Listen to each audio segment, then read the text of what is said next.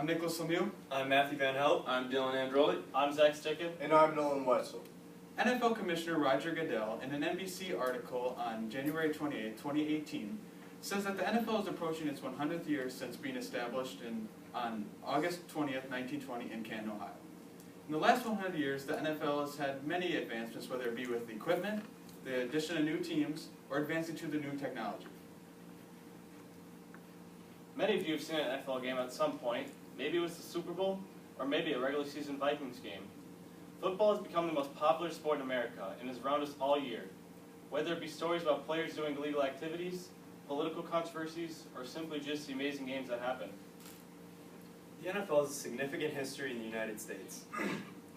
First, we will talk about the start of the NFL and the history leading up to the Super Bowl era. And second, we will talk about the history of the NFL from the Super Bowl era to present day. First, let's talk about how the NFL began.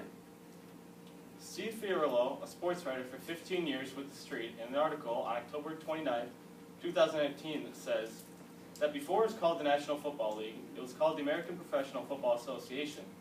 At this time in 1920, there was 14 teams in the league. Some of these teams had some very interesting names, such as the Dayton Triangles, the Rochester Jeffersons, and the Columbus Panhandles. The main problem during this time was that teams were allowed to schedule their own games. They could even play against college teams.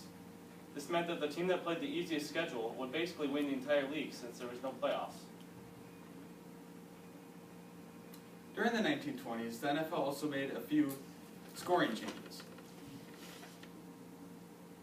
Robert Hoffman, an 8-year writer for Bleacher Report, in an NFL News article on June 28, 2016, tells that the NFL switched the field goal score from 5 points to 3 points and the touchdown from 4 to 6 points.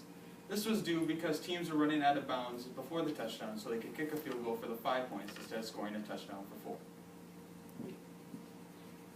In Fiorillo's article says, the American Professional Football Association changed its name to the National Football League in 1922. Teams were consistently joining the NFL throughout the 1920s. Jim Thorpe was the first commissioner of the National Football League. Thorpe was also a player for the Canton Bulldogs, which was a team in the NFL. In previous years, Thorpe played with the New York Giants, which was a baseball team. Thorpe was also one of the better athletes of his time, you could say. He was an Olympic gold medalist in the decathlon and the pentathlon. He was stripped of these medals because they found out he was being paid to play minor league baseball. Now that might sound weird, but it was illegal at the time. But in 1982, he was given back these medals because it was then legal to play baseball.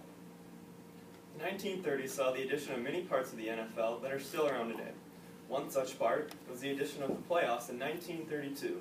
This was originally just a tiebreaker between the Chicago Bears and the Portsmouth Spartans, who both had 6 wins on the season. The game was to be played on an outdoor field in Chicago, but due to cold weather and snow, had to be switched to a smaller indoor field to be played.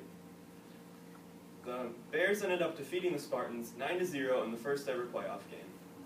And the following year, the NFL split into 2 divisions, the Eastern Division and the Western Division. And in 1935, they had the first draft of college players into the NFL. Also, during the 1930s, there were many rule changes that came into place, like the drawing of the out-of-bounds lines, the addition of the roughing the passer penalty, and the ability to throw the ball from anywhere behind the line of scrimmage forward. In the 1940s, the NFL broke previous racial barriers. As stated before, Fiorillo says that George Taliaferro was the first African-American player drafted into the NFL by the Chicago Bears in 1949. The LA Rams soon followed after by signing the first African-American player, who was Kenny Washington. The Washington Redskins owner at the time, George Marshall, was a well-known racist and did not sign or draft any African-American players until threatened with eviction in 1962. During the 1950s, the NFL really started to boom. Americans were getting bored of watching the Yankees go to the World Series over and over again. They also had many new rule changes during this time.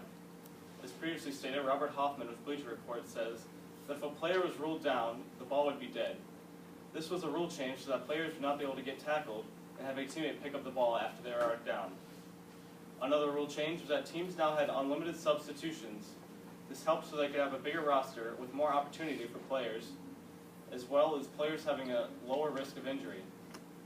In 1956, the face mask was made illegal. This was a great rule change since now players would not be able to get taken down by their helmets, which is a very dangerous tackle. Richard Goldstein, a writer for New York Times for 39 years, in an article on February 1st, 2016, tells that one of the most dominant players during the 1950s was the cornerback Dick Night Train Lane. After only 3 months in the world, Lane was found wrapped up in newspaper in a trash bin outside his mother Ella Free's home in Austin, Texas. Lane was given the nickname Night Train from his mentor, Tom Fears. Fears' favorite record at the time was called Night Train, hence giving him the nickname. In 1952, Lane was given a tryout with the Los Angeles Rams, and in his first year with the Rams, he ended with 14 interceptions in a 12-game schedule. This set a single-season record that is still held today, even with the schedules being 16 games long. Lane was very well known for the formation he used to tack ball carriers with. This was called the Night Train necktie. He would wrap his arms around the ball carriers' necks and then throw them to the ground. This form of tackle was later banned because so many ball carriers were being injured. After an amazing 14-year career, Lane decided to call it quits and retire. After retirement, he was put on the 50th anniversary team and the 75th anniversary team. In Fiorillo's article, it states, the AFL and the NFL have had quite an interesting history. The American Football League was formed for a second time to rival the National Football League. The AFL grew in popularity and became more popular than the NFL when they signed with NBC. Bidding wars began between the AFL and the NFL over players to join their league.